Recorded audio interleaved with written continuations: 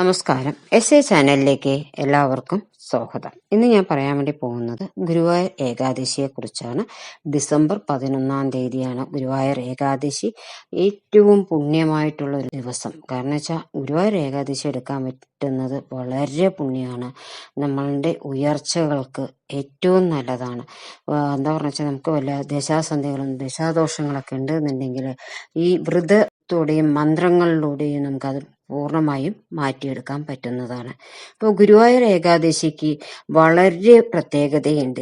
കടം തീരാൻ, സമ്പത്ത് വർദ്ധിക്കാൻ, ഐശ്വര്യവും സമ്പത്തും സമൃദ്ധിയും ഉണ്ടാവാൻ ഗുരുവായൂർ ഏകാദശി ദിവസം ഗുരുവായൂരപ്പനെ പ്രാർത്ഥിച്ചു കഴിഞ്ഞാൽ ഈ ഒരു സാധനം, ഞാൻ പറയുന്ന ആ സാധനം വാങ്ങിച്ച് നിങ്ങൾ ഭഗവാന് സമർപ്പിച്ചുകൊണ്ട് നിങ്ങൾ പ്രാർത്ഥിച്ചു കഴിഞ്ഞാൽ എത്ര വലിയ കോടി കടമുണ്ടെന്നുണ്ടെങ്കിലും ആ കടം തീരാൻ ഭഗവാൻ ഒരു വഴി കാണിച്ചു തരുന്നതാണ്.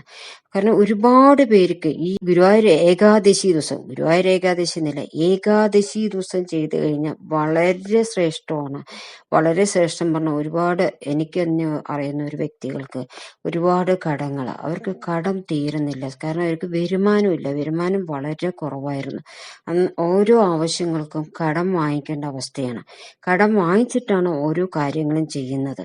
അപ്പൊ കടം കൂടി വന്നിട്ട് അവർക്ക് ഏത് വിധത്തിലും ആ പൈസകൾ കൊടുത്തു തീർക്കാൻ പറ്റാണ്ട് വളരെ വിഷമത്തിലായിരിക്കുമ്പോഴാണ് ഈ കാര്യം പറഞ്ഞു കൊടുക്കുന്നത്. കാരണം വെച്ചാൽ ഏകാദശി ദിവസമാണ് ചെയ്യേണ്ടത് എന്നുള്ളത്. അപ്പൊ ഈ ഗുരുവായൂർ ഏകാദശി പറയുമ്പോൾ വളരെ പ്രത്യേകതയുള്ള ദിവസമാണ്.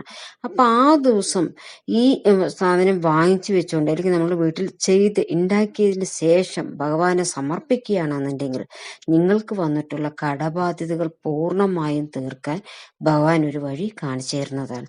ഈ വഴിപാട് ചെയ്യുന്നതിലൂടെ, ഈ പരിഹാരം ചെയ്യുന്നതിലൂടെ നിങ്ങൾക്ക് ആഭരണ കടമുണ്ടെന്നുണ്ടെങ്കിൽ അതാണെങ്കിൽ ശരി, പലിശക്കടമുണ്ടെങ്കിലും വലിയ ലോണുകൾ, ഹൗസിംഗ് ലോണുകൾ ഉണ്ടെന്നുണ്ടെങ്കിൽ ഏത് ആവശ്യത്തിനും ആണോ നിങ്ങൾ കടം വാങ്ങിച്ചിരിക്കുന്നത് ആ കടം പൂർണ്ണമായും കൊടുത്തു തീർക്കാൻ നിങ്ങൾക്ക് ഭഗവാൻ ഒരു വഴി കാണിച്ചു തരുന്നതാണ്.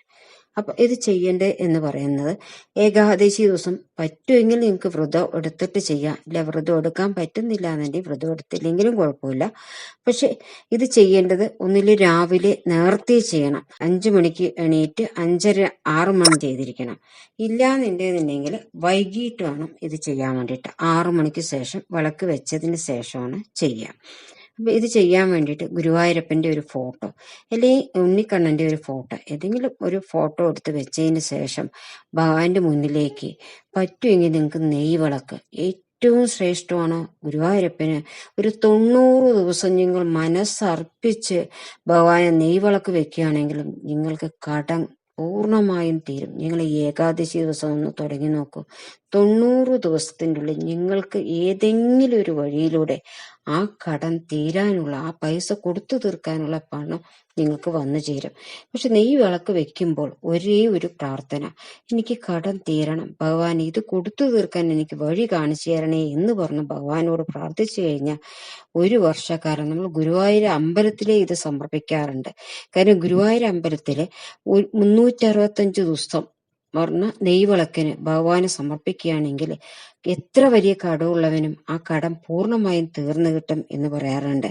365 ദിവസവും നിങ്ങൾക്ക് വിളക്കിന് ഗുരുവായൂർ അമ്പലത്തിൽ കൊടുക്കാൻ പറ്റിയില്ലെങ്കിലും നിങ്ങളുടെ വീട്ടിൽ ഒരു 90 ദിവസം തുടർച്ചയായിട്ട് ഒരു നെയ്വിളക്ക് ഭഗവാനെ സമർപ്പിച്ചുകൊണ്ട് നിങ്ങൾ പ്രാർത്ഥിക്കുകയാണെങ്കിലും നിങ്ങൾക്ക് കടങ്ങൾ പൂർണ്ണമായും തീരുന്നതാണ്. അത് ഏകാദശി ദിവസം വേണം തുടങ്ങാൻ വേണ്ടിയിട്ട്.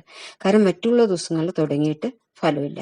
ഏകാദശി ദിവസം തുടങ്ങിയിട്ട് നിങ്ങൾ ഒരു 90 ദിവസം തുടർച്ചയായിട്ട് നിങ്ങൾ വിളക്ക് സമർപ്പണം നടത്തുകയാണെങ്കിലും നിങ്ങൾക്ക് കടം തീരും. പക്ഷെ നമ്മൾ അതല്ല ഞാൻ പറയാൻ വേണ്ടി വന്നത്. നമുക്ക് ഏകാദശി ദിവസം ചെയ്യേണ്ട ഒരു പരിഹാരത്തെ കുറിച്ചാണ് ഞാൻ പറയുന്നത്. ഏകാദശി ദിവസം എന്ന് പറയുമ്പോൾ അന്ന് നമ്മൾ കുളിച്ച് ശുദ്ധവൃത്തിയായിട്ട് വന്ന് രാവിലെ വിളക്ക് വെച്ച് 5 തിരിയിട്ട് വിളക്ക് വെക്കണം. പഞ്ചഭൂതങ്ങളെ സമർപ്പിച്ചുകൊണ്ടാണ് നമ്മൾ ഈ വിളക്ക് സമർപ്പിക്കേണ്ടത്. നിങ്ങൾക്ക് അതിൽ കൂടെ ഒരു നെയ്യ് വിളക്കും കൂടെ സമർപ്പിക്കാൻ പറ്റിക്കഴിഞ്ഞാൽ വളരെ ശ്രേഷ്ഠം. ഏകാദശി മുതൽ ഒരു മൺവിളക്കില് നെയ്യ് ഒഴിച്ചിട്ട് തുടർച്ചയായിട്ട് 90 ദിവസം നെയ്യ് വിളക്ക് ഭഗവാന് സമർപ്പിക്കുക. അതിനുശേഷം നിലക്കടല വാങ്ങിച്ചിട്ട് നമ്മൾക്ക് ചെയ്യാമെങ്കിൽ നിലക്കടല വാങ്ങിച്ച് പൊടിച്ചിട്ട് ശർക്കര ചേർത്തിട്ട് നമ്മളത് ഉരുട്ടിയിട്ട് ഉരുളകളാക്കിയിട്ട് ഭഗവാന്റെ മുന്നിലേക്ക് വെക്കുക. പറ്റുമെങ്കിൽ ഒരു 5 ഉരുള ചെറിയ ഉരുളകളിലാക്കിയിട്ട് വെക്കാം. ഇല്ല നിങ്ങൾക്ക് അത് ഉണ്ടാക്കാൻ അറിയില്ല എന്ന് പറയുകയാണെന്നുണ്ടെന്നുണ്ടെങ്കിൽ നിങ്ങൾ കടയിൽ നിന്ന് വാങ്ങിച്ചിട്ടാണെങ്കിൽ കൊണ്ടുവന്ന് ഭഗവാന്റെ മുന്നിൽ വെക്കുക. എന്നിട്ട് ഭഗവാന് ഒരു തുളസിമാല ചാർത്തുക. നിങ്ങളുടെ കൈ കൊണ്ടേ കെട്ടിയ ഒരു തുളസിമാല ഭഗവാനെ സമർപ്പിക്കുക. തുളസിമാല കെട്ടാൻ അറിയില്ല എന്നുള്ളവരാണെന്നുണ്ടെങ്കിൽ കുറച്ച് തുളസിയില വലിച്ചു കൊണ്ടുവന്ന് ഭഗവാന്റെ മുന്നിൽ സമർപ്പിക്കുക. സമർപ്പിച്ചതിന് ശേഷം ഭഗവാന് നിവേദ്യമായിട്ടാണ് നമ്മൾ ഈ കടല ഉരുണ്ട സമർപ്പിക്കുന്നത്. അങ്ങനെ സമർപ്പിച്ചുകൊണ്ട് ഭഗവാന്റെ മുന്നിൽ പ്രാർത്ഥന വെക്കുക. ഭഗവാനെ, ഈ വിളക്ക് വെക്കുമ്പോൾ ഞാൻ മനസ്സൊന്ന് പറയണം, എനിക്ക് ഈ കടം തീരാൻ ഒരു വഴി കാണിച്ചു തരണേ ഭഗവാനെ, എനിക്ക് ഇതിന് മോചനം ഉണ്ടാവണേ, എനിക്ക് ഈ പലിശക്കടങ്ങളും ലോണുകളും എല്ലാം തീർന്ന് സമാധാനവും സന്തോഷവും എൻ്റെ വീട്ടിൽ ഉണ്ടായി വരണേ എന്ന് പറഞ്ഞ് ഭഗവാനോട് മനസ്സൊരുക്കി പ്രാർത്ഥിക്കുക. എന്നതിന് ശേഷം ഒരു കണ്ണ് അടച്ചു പിടിച്ചുകൊണ്ട് മറു കണ്ണ് തുറന്ന് ഭഗവാനെ നോക്കി കടല ഉരുണ്ടയെ നോക്കുക. എന്നിട്ട് വീണ്ടും ഭഗവാനെ നോക്കുക. അതെന്തിനാന്ന് പറഞ്ഞു വെച്ചാൽ നമ്മൾ കടം തീരാനുള്ള ഒരു പരിഹാരം പറഞ്ഞത് ഇതാണ്. എന്നുവെച്ചാൽ നമ്മളുടെ ഇടത് കണ്ണ് അടച്ചുകൊണ്ട് വലത് കണ്ണ് തുറന്നുകൊണ്ട് ആദ്യം ചെയ്യുമ്പോൾ ഇടത് കണ്ണ് അടച്ചു പിടിക്കുക, വലത് കണ്ണുകൊണ്ട് ഭഗവാനെ നോക്കുക. ഭഗവാനെ നോക്കിയതിനു ശേഷം കടല ഉരുണ്ടയെ നോക്കുക, വീണ്ടും ഭഗവാനെ നോക്കുക. ഇങ്ങനെ 3 പ്രാവശ്യം ചെയ്യുക. അതേപോലെ തന്നെ വലത് കണ്ണ് അടച്ചുകൊണ്ട് ഇടത് കണ്ണ് തുറന്നുകൊണ്ട് 3 പ്രാവശ്യം ഭഗവാനെ നോക്കുക, കടല ഉരുണ്ടയെ നോക്കുക, ഭഗവാനെ നോക്കുക. കാരണം നമ്മൾ ഭഗവാനെ ഇത് സമർപ്പിക്കണമെന്നുള്ളതാണ് മനോഭാവം. ഞാനിത് ഭഗവാനെ സമർപ്പിക്കുന്നു, എനിക്ക് വന്നിട്ടുള്ള കടങ്ങൾ പൂർണ്ണമായും തീർക്കാൻ ഒരു വഴി കാണിച്ചു തരണേ എന്ന് പറഞ്ഞ് ഭഗവാന്റെ മുമ്പിൽ നമ്മൾ ഒരു സാഷ്ടാംഗം പറയുക. അങ്ങനെ നിങ്ങൾ ഒരു 3 പ്രാവശ്യം ചെയ്യുക. 3 പ്രാവശ്യം ചെയ്തതിന് ശേഷം നിങ്ങൾ കർപ്പൂരം, ചന്ദനത്തിരിയും സാമ്പ്രാണിയും ഒക്കെ ഭഗവാനെ കാണിച്ചുകൊണ്ട്, ഭഗവാനെ, എനിക്ക് ഇതിന്ന് വരുന്ന ഏകാദശി ആകുമ്പോഴേക്കും എനിക്കൊരു 41 ദിവസത്തിൻ്റെ ഉള്ളിൽ എനിക്കൊരു വഴി കാണിച്ചു തരണേ എന്ന് പറഞ്ഞ് നിങ്ങൾ പ്രാർത്ഥിക്കുക. ആദ്യത്തെ ഒരു ഏകാദശിയിൽ ചെയ്തിട്ട് നിങ്ങൾക്ക് ഫലം കാണുന്നില്ല എങ്കിൽ തുടർച്ചയായിട്ട് ഒരു 2 ഏകാദശി ദിവസങ്ങളിലും ഈ വഴിപാട്, ഈ പരിഹാരം നിങ്ങൾ ചെയ്യുക. നിങ്ങൾക്ക് കടം തീരാൻ എന്തെങ്കിലും ഒരു വഴിയിൽ, ഏതെങ്കിലും ഒരു മാർഗത്തിലൂടെ ഭഗവാൻ ആ പണം നിങ്ങളിലേക്ക് വന്നു ചേരും. പിന്നീട് ഒരിക്കലും നിങ്ങൾക്ക് കടത്തിനെ പറഞ്ഞു പോകേണ്ട വരില്ല. കടം വാങ്ങിക്കാനുള്ള ഒരു അവസ്ഥ ഭഗവാൻ വരുത്തില്ല. പിന്നെ ഇന്ന് ആഗ്രഹങ്ങൾ കൂടുതലുള്ള മനുഷ്യരാണ്, എല്ലാവർക്കും ആഗ്രഹം കൂടുതലാണ്. അപ്പുറത്ത് ഒരാൾക്കാരെ ഒരു സാധനം വാങ്ങിച്ചാൽ എനിക്ക് ഇപ്പോൾ വാങ്ങിക്കണം, അത് കടം വാങ്ങിച്ചിട്ടൊക്കെ ആയിരിക്കും വാങ്ങിക്കുക. പിന്നീട് ആ വരുന്ന ഭവിഷ്യത്തുകളെ കുറിച്ച് ആലോചിക്കാതെയാണ് അത് ചെയ്യാറ്.